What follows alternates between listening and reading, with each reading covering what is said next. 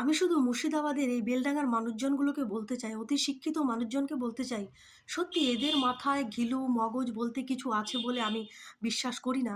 কারণ এরা কেন বুঝতে পারছে না যে এরা নিজেদের জীবনকে, নিজেদের পরিবারকে নিজেরা ধ্বংসের পথে যাচ্ছে শুধুমাত্র কিছু রাজনৈতিক লোকেদের চেটে।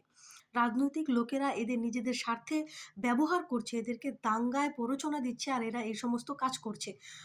এই মুর্শিদাবাদে হরগোবিন্দ দাস, চন্দন দাসকে কুপিয়ে মারা হয়েছিল বলে এই বেলডাঙার লোকজন আজকে দাগী হয়ে গেছে। রাজ্যের ভিন রাজ্যে গিয়ে তারা কাজ পাচ্ছে না, তাদেরকে কাজ দিচ্ছে না। তাদেরকে দেখলেই সেখানে পেটাচ্ছে। কেন? তাদের রেপুটেশন তারা নিজেরা খারাপ করেছে বলে।